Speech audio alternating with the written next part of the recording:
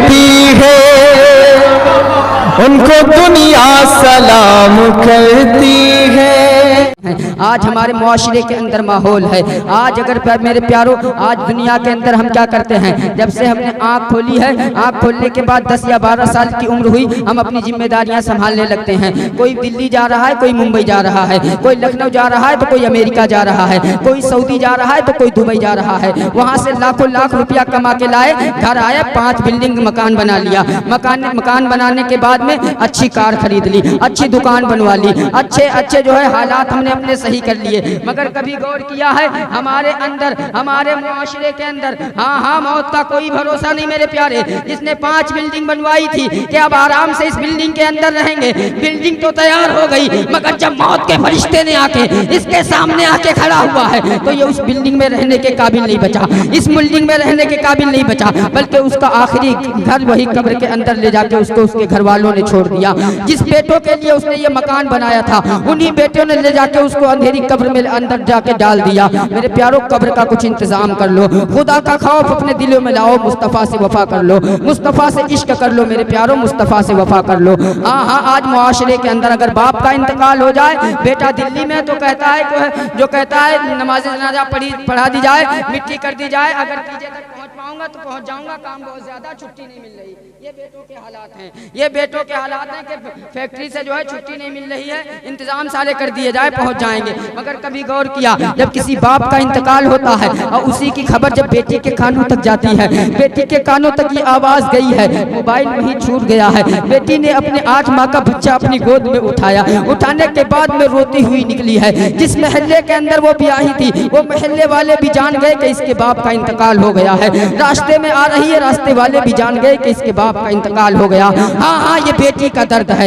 ये बेटी का प्यार है बाप के हवाले से। मगर आज तुमने क्या किया, बेटों के मामले में आया तो सारी जायदाद बेटों में बांट दी। हाँ मेरे प्यारों, कभी गौर किया है, ये वही बेटी है जिस बेटी को इस बाप ने 18 साल पाल के रखा है। पालने के बाद में इसकी शादी कर दी, निकाह कर दिया, इसको एक अनजान जगह पे भेज दिया, मगर इसने अपने बाप के फैसलों को मंजूर किया और उस अनजान जगह जाके अपना घर बसा लिया, अपना घर बना लिया। मगर जिस बेटे के लिए इसने दुनिया के अंदर तमाम मेहनतें की थी, बेटों में जायदाद बांट दी, बांटने के बाद में जब यही बाप जब कभी कमजोरी के हालात पे आया है तो इसके बेटे इसको देखने के लिए तैयार नहीं है, इसके बेटे इसके करीब खड़े होने के लिए तैयार नहीं है, इसके बेटे इसको पानी देने के लिए तैयार नहीं है, इसके बेटे इसके लिए दवाई लाने के लिए तैयार नहीं है। ये बातें मैं कोई ऐसे नहीं करता, हाँ हमारे दरमियान के ऐसे वाकयात गुजरे हैं। तवज्जो फरमाना मेरे प्यारों, एक बाप था जिसके 4 बेटे थे, बड़ा मालदार था, बड़ा दौलत वाला था। उसकी बड़ी बेटी थी,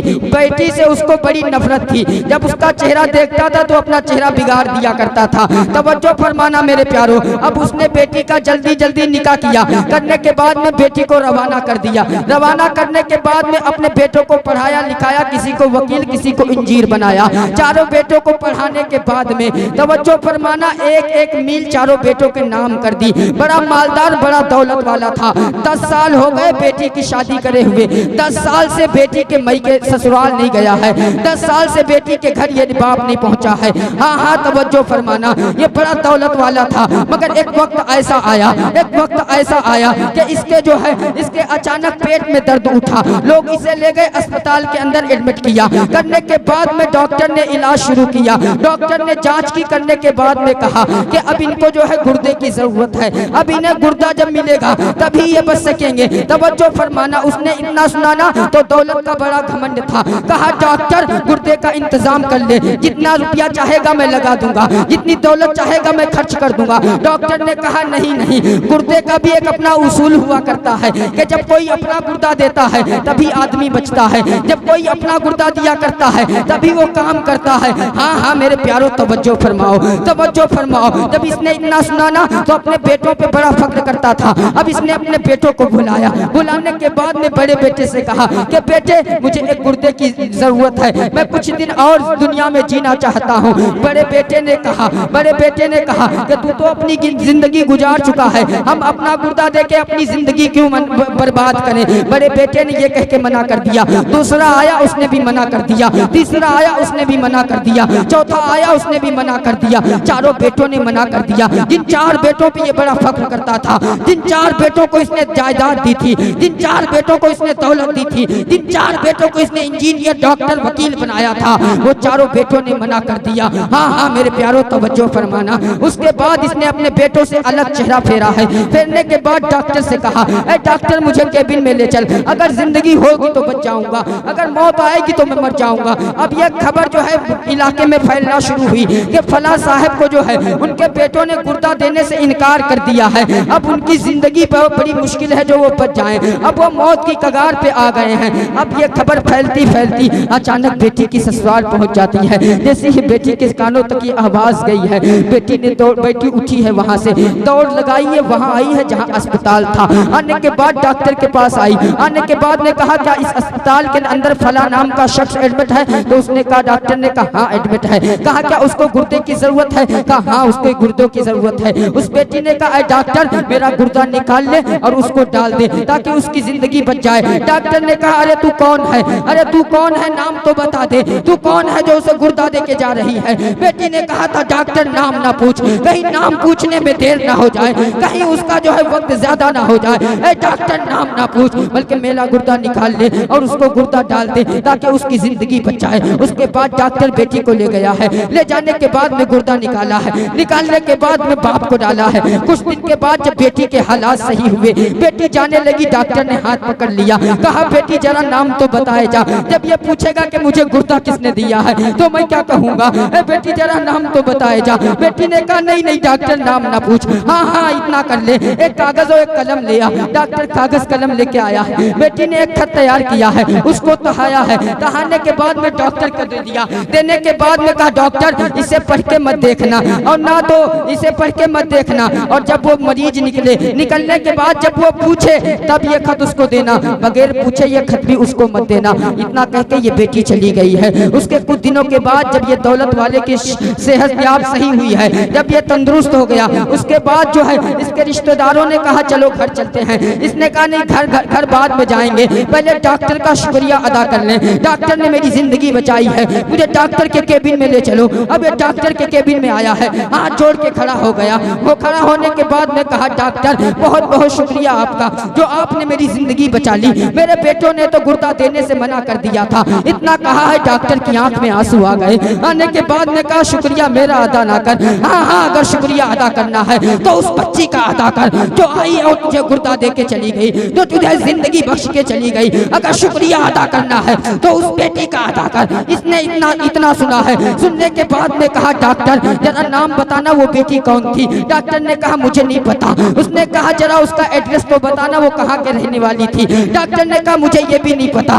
उसके बाद इसने यूं करके अपने सर पे हाथ मारा है। मारने के बाद में कहा हाय अफसोस, अब उस बेटी को कहाँ ढूंढूं, उस बेटी को कहाँ ढूंढूं? इतना इसने कहा है। डॉक्टर ने कहा ठहर जा ख्याल आ रहा है, मुझे कुछ याद आ रहा है। जब वो बेटी गई थी तो एक खत दे के गई थी। अब डॉक्टर गया है, अपनी अलमारी में से खत निकाला है, निकालने के बाद में इस बाप को दे दिया। जैसे ही बाप ने खत को खोला है, जैसे ही बाप ने खत को खोला है, यूं करके खोला, कुर्सी पर बैठा था, जमीन पे आ गया।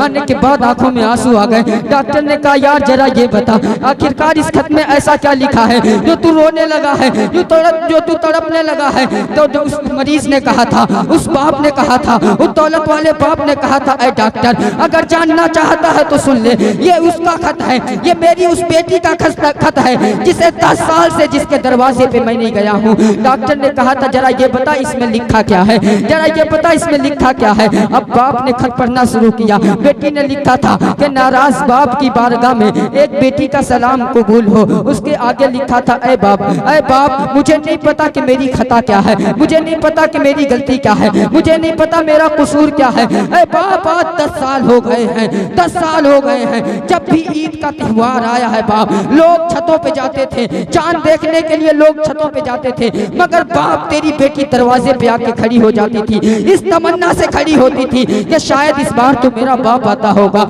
शायद इस बार तो मेरा बाप आता होगा। अल्लाह अकबर, तवज्जो फरमाना मेरे प्यारो, ये बेटे का दर्द है। हाँ हाँ ये बेटी है मेरे प्यारो, तवज्जो फरमाना। ऐ बाप मुझे नहीं पता मेरा कसूर क्या है, ऐ बाप मुझे नहीं पता कि मेरा कसूर क्या है, मगर इतना जानती हूँ कि आज 10 साल हो गए हैं, 10 साल से तेरी बेटी ने कभी ईद नहीं देखी है, तेरी बेटी ने कभी ईद नहीं मनाई है। उसके आगे लिखा था, हाँ हाँ तवज्जो फरमाना, उसके आगे लिखा था ऐ बाप तूने जायदाद भाइयों में बांट दी, मैं उसका भी गिला शिकवा नहीं करती, मैं उसकी भी शिकायत नहीं करती, मगर बाप जरा इतना बताना, क्या इतना एहसान कम था कि 18 साल तक बेटी के नाम से पुकारा था? क्या इतना एहसान कम था? ऐ मेरे बाप 18 साल तक लुक़मे खिलाता रहा, क्या ये मेरे लिए एहसान कम था? ऐ बाप मैं बेटा नहीं बेटी हूँ बेटी, ऐ बाप मैं बेटी हूँ, अरे वो बेटी हूँ। इतना एहसान आपने मुझ पे किया है, मैं कुर्ता दे के जा रही हूँ, कोई एहसान नहीं कर रही हूँ, बल्कि अगर जरूरत पड़ी तो अपनी जान दे दूंगी, मगर बाप तेरी जिंदगी को बचा। क्या बात है भाई, क्या बात है, सुभान अल्लाह,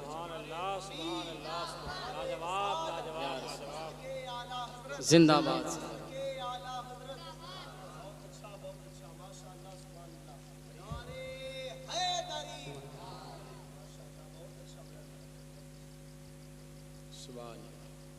ये बेटियों का दर्द है, हाँ हाँ ये बेटियों का दर्द है, मगर हमारा माशरा अल्लाह खैर फरमाए। ऐ मेरे प्यारो, मैं कहता हूँ मुस्तफ़ा से वफ़ा कर लो, मुस्तफ़ा से इश्क कर लो। हाँ हाँ मेरे प्यारो, अपनी बेटियों को कनीज़े फ़ातिमा बनाओ, फ़ातिमा की ज़िंदगी पढ़ाओ। दुनियावी ज़िंदगी मैं नहीं कहता, दुनियावी ज़िंदगी आप पढ़ाना चाहते हैं तो अपने ताल्लुक़ अपने हिसाब पर पढ़ा दो, जो ज़रूरत की चीज़ें हैं, मगर अपनी बेटी को सीरत फ़ातिमा ज़रूर पढ़ा देना, सीरत मुस्तफ़ा ज़रूर पढ़ा देना। ज़िंदगी संवर जाएगी मेरे प्यारो, ज़िंदगी संवर जाएगी। हाँ ये बेटी है मेरे प्यारो, ये बेटियाँ हैं, ये बेटियाँ हुआ करती हैं। मैं गुजारिश करता हूँ आप हज़रात जो है सच्ची मुस्तफ़ा से मोहब्बत करें, झूठे दावे ना करें, वरना मेरा क्या, मैं आया हूँ मैं चला जाऊँगा। मौलाना समीउद्दीन आपके यहाँ पढ़ाते हैं, जब तक पढ़ाते चले जाएंगे, उलमा आते रहेंगे बताते रहेंगे, मुफ्ती आते रहेंगे बताते रहेंगे, मुहद्दिस आते रहेंगे बताते रहेंगे। ये तो आपको सोचना है कि अमल करना है कि नहीं करना है, वरना हमारा क्या जाता मेरे प्यारे भाइयों, हमारा क्या जाता। मगर एक दर्द होता है, मैं कहता हूँ यार अभी भी वक्त है तौबा कर लो, अभी भी वक्त है तौबा कर लो, मुस्तफ़ा से सच्ची मोहब्बत कर लो, सच्चा इश्क कर लो मुस्तफ़ा से। और डॉक्टर इकबाल ने कहा था कि मोहम्मद से वफ़ा तूने तो हम तेरे हैं, कि मोहम्मद से वफ़ा तूने तो हम तेरे हैं, ये जहाँ चीज़ है क्या लोह कलम तेरे हैं, ये जहाँ चीज़। जिस दिन मुस्तफ़ा से सच्ची मोहब्बत कर ली ना, पूरी दुनिया तुम्हारे कदमों पे होगी। ये लिख लेना, बात को लिख लेना, और ज़रूरत पे अगर वक्त आया और इंशाअल्लाह अगर कोई दलील मांगेगा तो इसके हवाले से बहुत सारी दलीलें, सुनने वाले के कान फट जाएंगे, परेशान मत होना, बहुत सारी दलील। बस सच्ची मोहब्बत मुस्तफ़ा से कर लो। जिस दिन तुम आशिक़ रसूल बन गए ना, फिर दुनिया ठुकराएगी नहीं, दुनिया सीने से लगाएगी, सीने से लगाएगी कि मोहम्मद से वफ़ा तूने तो हम तेरे, ये जहाँ चीज़ है क्या लोह कलम तेरे। वमा तौफ़ीक़ इल्ला बिल्लाह, अस्तग़फ़िरुल्लाह रब्बी मिन कुल्ली ज़ंबिन व अतूबु इलैह। सब लोग कलमा शरीफ पढ़ लें, ला इलाहा इल्लल्लाहु मुहम्मदुर रसूलुल्लाह। अस्सलामु अलैकुम।